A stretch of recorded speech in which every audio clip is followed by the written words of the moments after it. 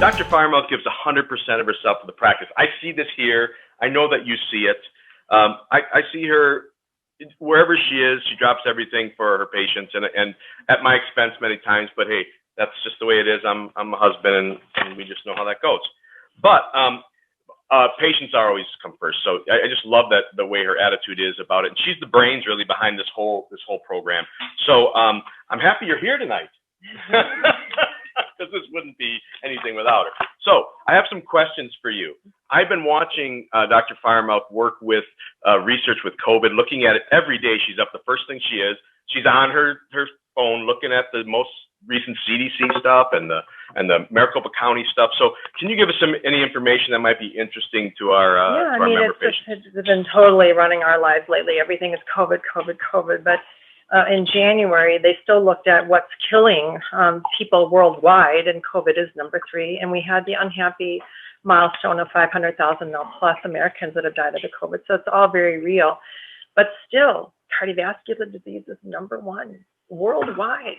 And it's so important when I'm on my soapbox trying to, educate patients that heart attacks and strokes are absolutely preventable. And we look at the 10 years that I've been in this concierge practice, and many of you have been with me this whole time. Since 2010, there's still a 17% increase rate of cardiovascular deaths. We're just not slowing this down enough, and we've got to do a better job at it. And it's got to be educating patients about what's happening inside the artery and what these inflammatory biomarkers are doing and what's feeding your plaque and what are the lifestyle things that we can do. It's not just 1 or 2 things. It's a very complex matrix of interactions as to how we take care of these arteries.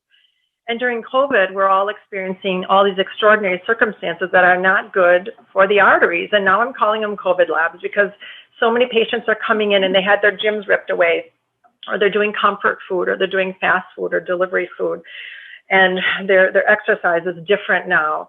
And perhaps they're having more alcohol and they're more isolated. And everybody's studying the effects of depression on our isolated patients, our patients in quarantine and so on. And although we have more hope with the vaccine, those things are all still taking its toll, and we cannot slow down with our preventive efforts at all. And so I just want to highlight, when the CDC came out with their comorbid conditions in September, I was elated. I was elated at this list, and we all knew that lung disease was going to be one of the big comorbid conditions, but look at heart disease at the top of the list. Look at diabetes at the top of the list. What's comorbidity? Comorbidity are the other medical conditions that predispose you to having bad effects with the COVID. So some of those deaths, you said 500,000, it was probably because they also had heart disease. Well, the vast majority of those deaths do have either 2 or more of these different conditions. Okay. And so these are the things that we're going to back for you here in the practice. And we obviously we want to prevent heart attacks and strokes. We want to prevent hypertension. We want to prevent diabetes. That's a big one for me. We want to prevent obesity, chronic kidney disease. So all of these things that we fight so hard in our practice to prevent are actually helping you to fight the COVID. By healing the insides of your arteries, it makes you harder to kill. And that's a weird thing to say, but it's really so true. So, we need to keep these arteries open for so many different reasons.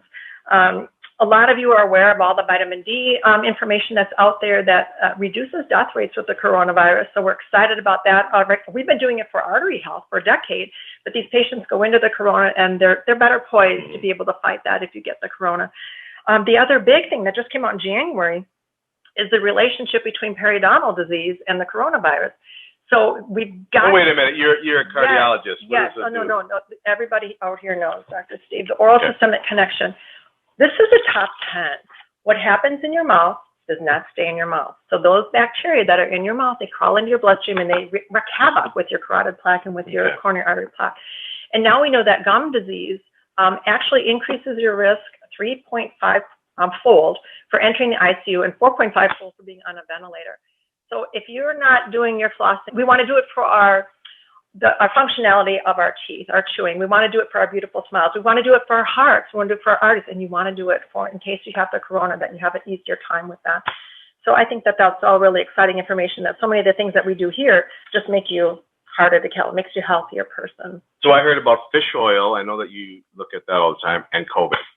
Well, yeah, and fish oil. It's so amazing, the data that's out there about looking at those EPA levels in our blood and using the big REDUCE-IT trial, looking at the FDA guideline that by having Vascepa or the right amount of fish oil on board, keeping those EPA levels normal, actually reduce your risk of dying if you've got cardiovascular disease. So that's a really big deal.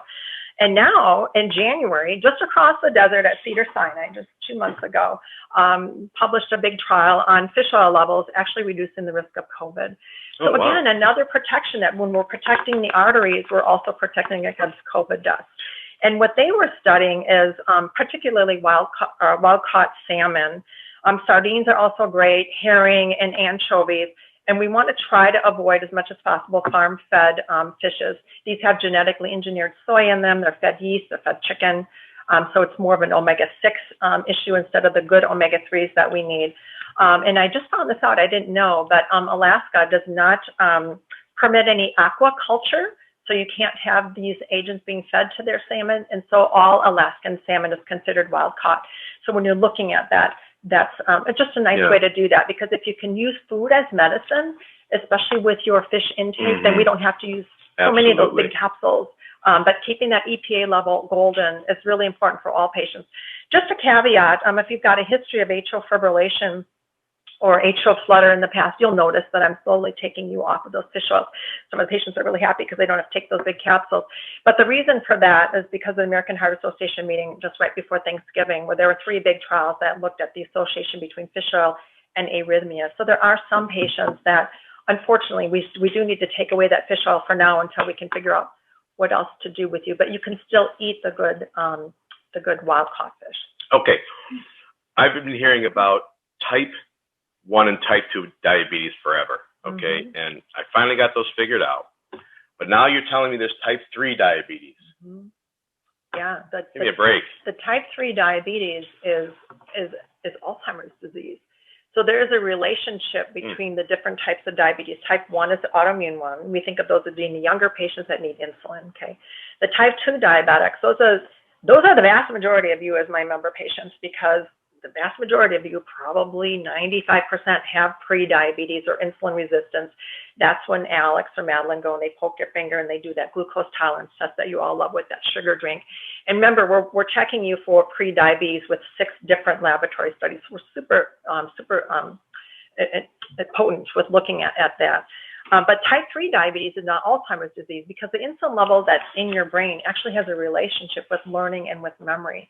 And we're learning more and more about this. And so by preventing pre-diabetes, we can work to prevent Alzheimer's disease, number 1. Number 2, cholesterol with Alzheimer's disease. Lots of information about this. Just today, I told a patient who had a total cholesterol greater than 250 in the severe range, she's a new patient, that she has double the risk of Alzheimer's disease because of that level. It won't be long before her levels are normal. We're really good at taking care of that here. But even if you have a total cholesterol greater than 200, you have 23% chance of Alzheimer's disease. So if anything else is going to motivate patients, it's a fear of Alzheimer's. In many ways, I think people, they'd rather have a heart attack than have Alzheimer's disease, because there's so many things that we can do for heart attacks with stents and bypasses and meds and so on. And Alzheimer's disease is kind of a fearful thing because it's your independence, it's your personality, and so on. But the other big thing, and some of you guys are not going to like this, but there's an association between Alzheimer's disease and sleep apnea. So for anyone who's been on the fringe and we've been trying to nudge them to go and see a sleep specialist and just get a good solid sleep study, my intent is not to hook you up to a hose in the wall, but for patients who have sleep apnea, once we treat that, the risk of Alzheimer's disease plummets by 77%. Wow. We need that good rejuvenating sleep every night. So let me bug you guys a little bit more about sleep studies. And plus, we just had a webinar earlier this month on Alzheimer's disease. And if you missed that, just let the office know and we'll send you the recording of that so you can watch it. It's an hour long. It's really good and it's set for patients. So I've been a big proponent of technology and utilizing technology. I'm a chief science officer for a tech company, and I really believe that can help with behavior change. However, there's been some new findings regarding Apple devices and pacemakers and maybe defibrillators. It's a very important issue, obviously. Can you update us on that? Yeah, so Apple put out a statement because this really applies to the iPhone 12. So there it is, Dr. Steve. And the iPhone 12 has a configuration of magnets in it that's very powerful. And for patients who have defibrillators or pacemakers, you may be aware that when we need to turn those off during surgery, we put a magnet over the device and it turns the device off. Well, there's concern about this, and Apple has said, quote, "It's not expected to pose a greater risk of magnetic interference to medical devices than prior iPhone models," but they did say, look, keep it 6 inches away. So we don't want you to be putting your iPhone 12 in your breast pocket. We don't want you sleeping with your phone anyway. Remember, no screens in the bedroom. No screens in the bedroom. It's one of the top 10. Pay attention to your significant other. But also, your husband, don't forget about the Apple wife. Watches. You know, so many of us are addicted to the Apple Watches, and we don't want you sleeping with those and rolling over and potentially doing something to your pacemaker. So if you're ever not sure, you can always have your device checked, but just a word for the wise. So coffee. Not all of us. A lot of us like coffee. There's always some positives and benefits, and the research sometimes goes back and forth. So has there been anything new on Java? Yeah, I mean, we feel badly because, you know, we don't want you to feed your plaque. We restrict fats as much as possible. We restrict sugar as much as possible and so on. But you can have your coffee, tea, and dark chocolate. Pretty much go at it. I mean, that poly. Wait, dark chocolate, not a lot of dark, like a bar? You can have 7 to 10 grams per day. Okay. Which is the typical piece of dark chocolate. Yeah. So, okay. So you can have that every day, but that's actually heart healthy. So coffee, we know that having at least 3 cups a day of caffeinated coffee is very heart healthy to have. There's lots of studies that show 4 cups per day. There's one that shows 5 cups per day. You just can't be skippy is the main thing. And then we don't want you to have trouble with insomnia at night too. So trying to keep that before. Those of you that know that you're fast or slow metabolizers of caffeine from the genetic testing may remember that. And you can use that to guide you. Some people can have it at 9 p.m. and go right to sleep. I'm a slow metabolizer from my genetics. And so I know that if I have something after 2 o'clock, but most recently, just last month, it was looking at coffee drinkers, and having 1 cup of coffee per day actually reduced the risk of congestive heart failure by 5% and the risk of stroke by 6%. So if medicines do this, we're really excited about this. So again, thinking of food as medicine, you know, leaning on that coffee. And so many of you guys laugh when we talk about the green tea trials and having up to 6 cups of green tea. Well, that's been solidified and now with another study in Stroke, the journal Stroke, and having 1 to 6 cups of green tea per week, not necessarily per day, but up to 1 to 6 cups of green tea per week. Think about the flavored green teas if you don't like the taste of the green tea. It's all food as medicine, you know, trying to look at natural things. There are green tea capsules too. We can talk about that if you want to, but if you can imbibe naturally, that's even better. So then we're on the thing of food. Eggs, there's research, pus negative. A couple years ago, something came out and everybody was eating a lot of eggs and every time trying to eat more eggs. I know every time I make eggs, I got to take that poor little yolk out. And do I still have to do that? Yeah, eggs do kind of come and go and they get beat up. You know, one of the top 10. I mean, eggs are baby food. We have to think about that. 1 egg yolk has 200 milligrams of cholesterol in it, and you're given that per day. So wait, you're given that per day. That's how much you should have the most? That's how much you can have. That's the peak. So they just looked at a big trial. It was 500,000 people between 1995 and 2011, and the mean age was 62. And these were people that just had 1 whole egg per day. And this was through the National Institutes of Health, so very reputable. And it was a big problem because there was a significantly increased risk of cardiovascular disease by 16% and cancer by 24%, all-cause mortality by 19%. So if you can take that egg yolk out, I mean, in the past, the American Heart Association recommended 2 egg yolks per week. And I think that still is a good guideline. Again, it depends a lot on your particle number. If you've got your particle number, your blood fats, or your cholesterol completely controlled, you might have a little bit of leeway with that. But if you're still working on getting that down, you know, we have to look at those sources. Egg whites are unlimited. Go at them. And put healthy stuff in there. Put spinach in them. Put salmon in it. Put some good things in it. Decreases risk of stroke, of cancer, Alzheimer's disease, like we're just talking about, even respiratory disease. So egg whites are very heart healthy to have. So. And it may cost you an extra 50 cents at the restaurant to tell them to do it, but it's worth it. It's like it's also worth it to buy the fresh caught wild caught fish. It may cost a little bit more, but you want to be healthy. You don't want to put those bad things in your body, or she's going to give you more pills. So cholesterol. You already mentioned that thing about cholesterol, but I know that there's some new advances with medications, and I know it's just not the total cholesterol. It's the most important part because there's all these particles and all those other things. Yeah, I mean, cholesterol is not the holy grail. That could be another top 10. Remember, 50%. I'm getting rid of these top 10. 50% of patients with heart attacks have completely normal cholesterol, right? But it's important. It's important. We look at it. We look at it with your old-fashioned standard cholesterol. We look at the new particle numbers. It's important. We know a lot about it, so we want to be able to clean up those labs for you. And we've got all kinds of newer medications. Some of you are on the injection, the Repatha therapy, if you need to have that to get your cholesterol down. With statin medications, I try very hard to keep my patients off of statins unless they need it for inflammation. But sometimes people need it if they've got heart disease or so on many indications. But sometimes people can't take them, or they have the abnormal gene, the slow code gene, that makes it impossible for them to take those medicines. So we have a new one now. It's bempedoic acid, and I've already written my first prescription today. So it tends to be very expensive right now because it's new on the market, but we're looking at that. So it might be something that acts very differently in the liver than a statin medication does. That might be a niche for some new patients to try. So we'll kind of keep that on the burner. And then you're always using these when other things aren't working, obviously. Yeah, I mean, I need people to meet me halfway with lifestyle, so I don't have to put all the pills in their mouth. But at the same time, lots of times if you've got rough genes too, you're going to make your own cholesterol no matter what you eat. So is there anything else? That was all my really questions that I had.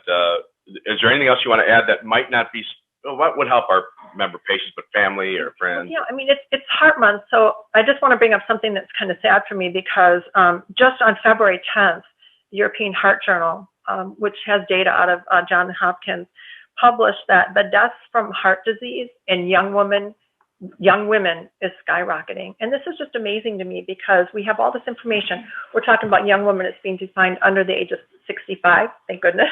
I'm still in there. But this is now the most common cause of heart disease death. 56% of women are dying of congestive heart failure. Wow. And most of that is coming from coronary artery disease, which is completely preventable. It's completely preventable. So it breaks my heart to see this sort of thing happening with other women. And Johns Hopkins said if it continues at this pace, that heart failure is going to overtake cancer as the #1 cause of death for young women. Wow. Heart failure. So of all things that are completely preventable. So we need to do a better job at keeping our sisters and our aunts and our mothers and our daughters aware of this. So think about this. There's 2 really easy things that you can encourage your loved female in your life to do. Have her run and grab a calcium score. All of you know, another top 10, the only normal value is a 0. Only normal value is a 0. If you light up anything higher than that, you've got coronary artery disease. It's just a matter of what are you going to do about it now. The other option would be to go ahead and do one of those carotid IMT scans, a thickening test that we do on everybody every year. Look and see what's her vascular age. A combination of the 2 would tell her the most.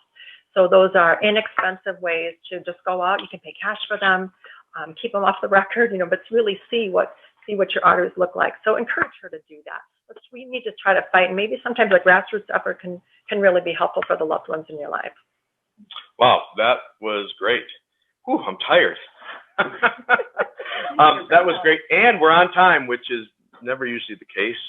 She always says she doesn't talk much, but she talks a lot. Those were really good things.